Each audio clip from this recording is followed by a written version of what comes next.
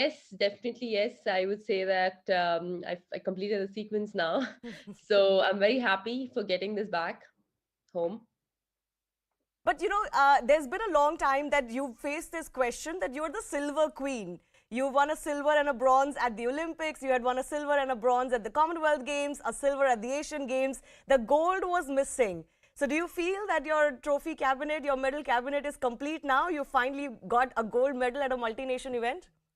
Yeah, because it was very important because, as you said, I've been waiting for a long time now, and it is finally completed. So I think it's a good thing to say that I'm very happy and I've completed it. I've completed the sequence, but overall, I've missed it last time. I missed it before that, but I think I'm happy that I got this back this time because I mean, Commonwealth Games is where it comes once in 4 years, Hmm. and I'm happy for that.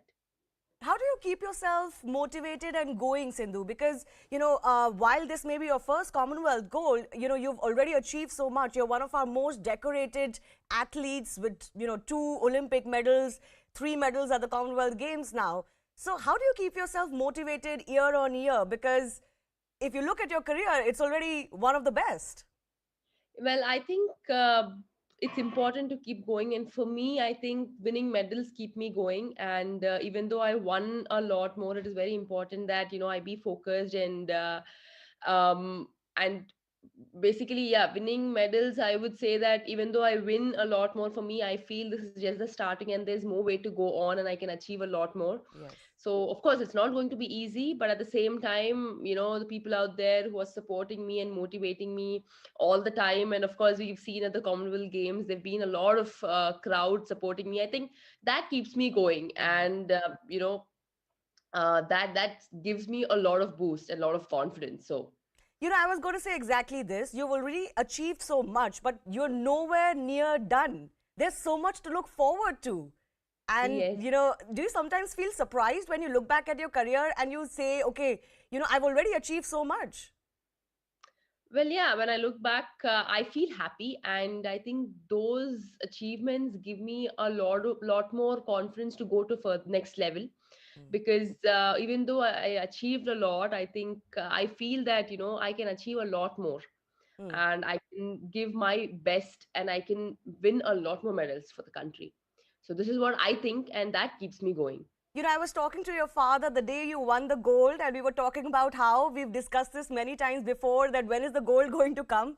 And he said something very sweet, Sindhu. He said, I asked him, what makes Sindhu special? If you can detach yourself as a father and talk to me about it. And he said that she's so sweet. Anytime I ask her to train, anytime I ask her to push herself, she may say no initially, but then she'll say, Daddy, let's do it. So, you never say no, and that's something all of your coaches also talk about. So I want you to describe that. How do you keep yourself going? Because that's an important lesson for many athletes, younger athletes who look up to you. Yeah, I think sometimes you might feel that, or sometimes you might feel you can't do it, or it's enough now. But I think when you think about it, you're like, maybe it's for your good thing. I mean, it's for yourself. Maybe you can try, you can push yourself a little more. I think that is important. Where for me, especially, if I keep pushing myself, I will go to the next level. And I know, I understand that sometimes there are situations where you cannot do it, or you can't just push yourself all the time. You need some rest. But Hmm. at that time, I just think that, can I do it or can I not? And if I have even 1% that yes I can, then without no hesitation I just say that, okay, fine, let's go and let's do it. So this is how I motivate myself, and I keep going. That is an important lesson for all younger athletes as well. And speaking of that, you're like a veteran of Indian badminton. How was it being part of this contingent? I remember speaking to Lakshya Sen also, and he said that he was watching your match and your goal, and when the national anthem played for you, motivated him. Do you end up giving a lot of tips to some of the badminton contingent and even across the Indian contingent outside of badminton? They must come to you for a lot of tips. Yeah, I mean, a lot of people came to watch our match, and I've met a lot of people, and I spoke to them.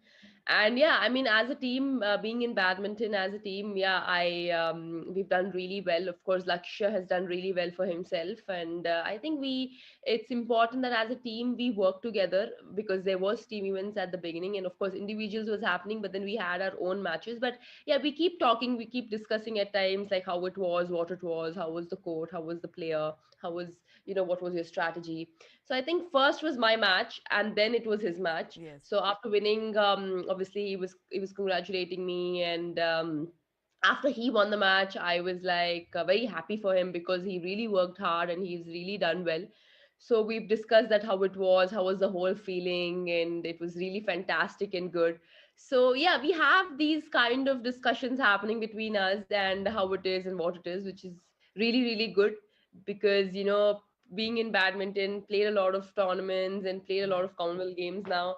So I mean, it's kind of Lakshya Sen, when he's playing, even I do watch his match, and he's done really well. And from every athlete, there's something or the other to learn, and I've also learned a lot from him. Badminton overall, as you said, did really well. The Indian contingent did really well. Yeah. Where do you see Indian badminton's direction? What do you make of where it is right now and your hopes from Indian badminton? Well, badminton is doing really well, and I definitely see that in the next couple of years, badminton is gonna get a lot of medals. And I think it's very important that especially sport in India has been growing, not Hmm. only in badminton, but I would say in every other sport, because in Commonwealth Games we've got really good medals for the country when it comes to weightlifting, boxing, table tennis, Yeah. and of course the track and field. I mean, they've done exceptionally really really well. Hmm. And I would say that yes, sport is been definitely growing, and it will be a lot of inspiration to a lot of youngsters out there who look up to us. Absolutely, and especially the attention that it's getting. But you do need role models like you to bring that attention, and you were one of those that did so for Indian badminton and Indian sport at large. I do have to ask you, Sindhu. You talked about how you want to keep going, and you have so much else to go for. Uh, the Olympics is not too far. The last time around, you couldn't quite convert your silver to gold. I'm guessing that's still a big goal at the back of your mind, isn't it? And Yes. expectations keep rising from you, and expectations will rise one more time. Yeah, definitely hoping for the best, Paris. So ultimate aim and goal is that. So definitely I would want a medal in that, and it's not too far. So days are just going by, and I think it's important. Of course, we have a couple of tournaments coming ahead, but I think ultimate aim and goal would be that, getting a medal at Paris. Not just a medal, a gold this time, isn't it? I will try my best. Yes, of course, yes. All right, I just want to fire five quick fire questions to you so that we can get to know PV Sindhu a little bit better. We know you as the badminton queen and athletic queen, but we want to know a little bit more from you. So tell me, PV Sindhu, what is your favorite food? I like, of course, after a long time coming back home, of course, mom's food, but otherwise, biryani, Hyderabadi biryani, and Italian, Chinese. Yes. Okay, and who's your favorite film star? Film star, Bollywood, I like Ranveer Singh. Okay, and someone in Hollywood as well? Actually, there are a lot, so I would not just pick and choose one. It'll be unfair. Who's Even your in Bollywood, I would say, I would say Ranveer. There are a lot of Shahid Kapoor, a lot of good stars. all men? I see. No, you asked me, so I that's why I said only men. But yeah, in the female, I of course Okay, Deepika Padukone, and yeah, okay. she's really beautiful. So also tell me, who's your favorite athlete or sports person outside of badminton?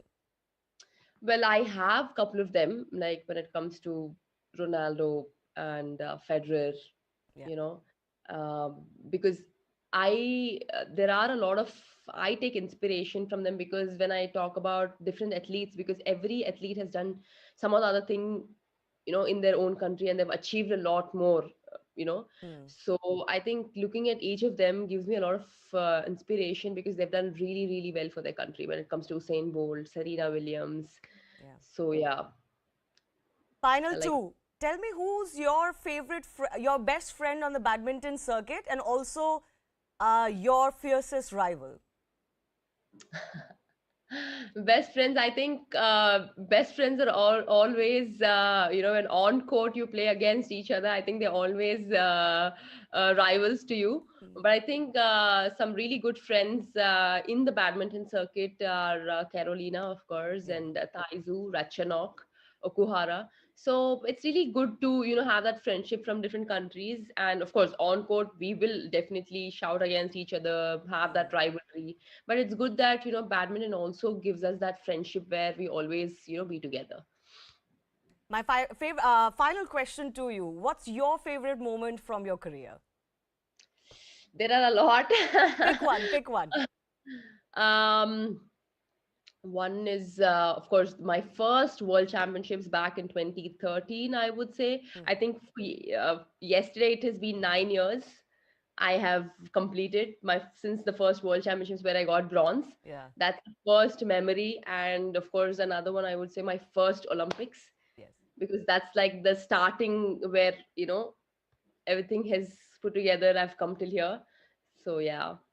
And on that note, I do hope that you manage to clinch that Olympic gold as well. Expectations will continue to rise from you. PV Sindhu, thanks a lot for doing what you're doing for the country, and thanks a lot for speaking to us. Thank you so much. On that note, we're slipping into a very short break. News and updates will continue in just a bit.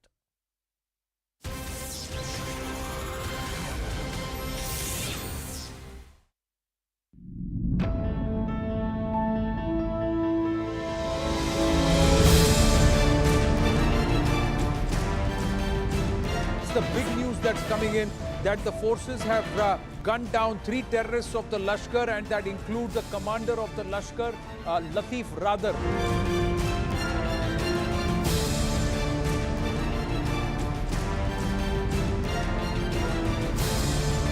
Let me ask you, how was that moment for you when the national anthem was played and the national flag went up after your win?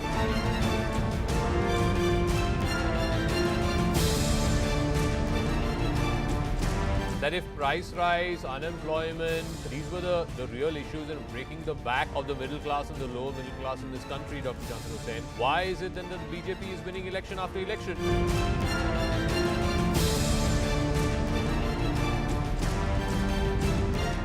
Abhijit, my question to you is, should you be celebrating or really ensuring that this alliance actually functions? Because we have seen what happened in Maharashtra. You were celebrating and the ground beneath Uddhav Thackeray's feet shifted.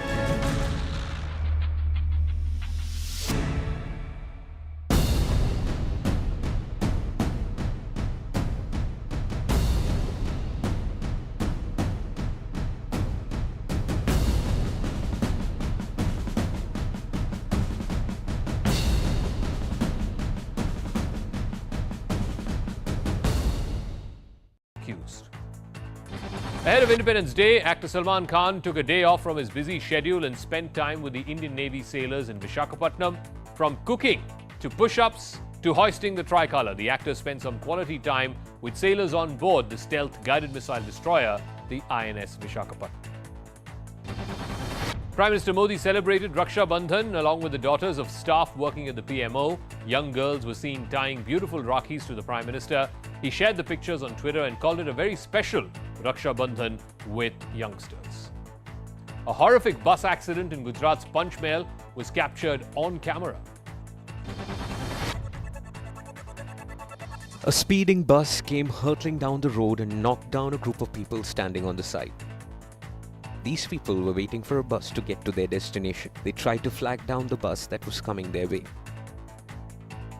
But instead of slowing down and stopping, the bus driver rammed into them. The impact of the crash was so strong that one person was flung several meters away. At least 3 people were gravely injured in the accident. The crash happened after the brakes of the bus failed. The world is facing a massive chip shortage because of its limited supply, but it could be an opportunity for India because India has a strong base for semiconductor chip design. In fact, it's been rolled, the center has rolled out about 76,000 crores in a massive PLI scheme that happened last year. The incentive scheme is for international manufacturers to come and set up base here in India.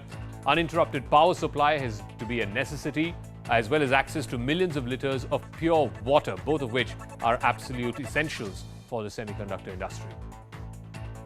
Finance Minister Nirmala Sitharaman countered Delhi Chief Minister Arvind Kejriwal and demanded a debate on the distribution of freebies. She's accused Kejriwal of giving a perverse twist to the issue. The centre has said it is wrong to classify loan write-offs as being freebies or to say that corporate tax rate cut was designed to benefit corporates. Three main accused involved in the murder of BJP Yuva Morcha member Praveen Nettaru in Dakshin Kannada have been arrested. According to the police, the three men are the assailants who carried out the murder. The trio's link to the Popular Front of India will be investigated. Three soldiers were killed in a pre-dawn attack on an army camp in Jammu and Kashmir's Rajouri. Two terrorists who were trying to scale a fence to enter the army camp were shot dead. This is the first major terrorist attack on an army facility in Jammu and Kashmir since February of 2018, when terrorists attacked the Sunjwan camp. China has renewed its threat to attack Taiwan, but the island nation is hitting back. China claims Taiwan's collusion with external forces to seek independence and provocation will only accelerate their own demise and push the island into the abyss of disaster. Beijing alleged that Taiwan's pursuit of independence will never succeed, and any attempt to sell the national interest will be met with a complete failure. China held a week of war games around Taiwan in response to the visit of US House Speaker Nancy Pelosi. Ballistic missiles were launched and simulated sea and air attacks were carried out. Taiwan has called Beijing's claims to the self-governing democracy wishful thinking and launched its own military exercises. The video of a man smoking on board a SpiceJet flight has gone viral. This is Bobby Kataria, a bodybuilder from Haryana who has more than 6 lakh followers on Instagram. He's lounging at the emergency exit, hogging an entire row of seats as he lies on his back. And he's busy smoking a cigarette. The video, which was clearly shot for social media, has gone viral, with many asking how Kataria managed to pull off what he did. Because under the law, in-flight smoking is banned in India. Passengers are not even allowed to take lighters on plane. SpiceJet claims the incident took place in its Dubai-Delhi flight on January 20th. When the passengers were boarding the plane and the cabin crew member were busy, Bobby was put on no-flying list for 15. News just coming in. Former Kerala Minister and Member of Legislative Assembly KT Jaleel has stoked a controversy after he called Pakistan-occupied Kashmir Azad Kashmir. This came in the backdrop of his visit to the Union Territory recently. Now, Pakistan calls it Azad Kashmir, but for India, that part of Jammu and Kashmir is occupied by Pakistan. We've claimed it at our territory. In fact, seats in the erstwhile Jammu and Kashmir Assembly were reserved for POK representatives. Even after Article 370's abrogation, there has been provision made for POK representatives. So for us, anybody in India, anybody in an official position to call POK Azad is not just controversial, it's against the ethos of India. Neetu Raghukumar with me on the phone line. So Neetu, has he given an explanation as to why he called it Azad? See, in this Facebook post in which he has written, he has not directly called it as Azad Kashmir. What he said is that this particular area was known, which was with Pakistan, that part of Kashmir is known as Azad Kashmir. And he went on to say that Pakistan government did not have much of direct influence in the area. Only currency and military help was under Pakistan control. And he said Kashmir had their own, Azad Kashmir had their own military.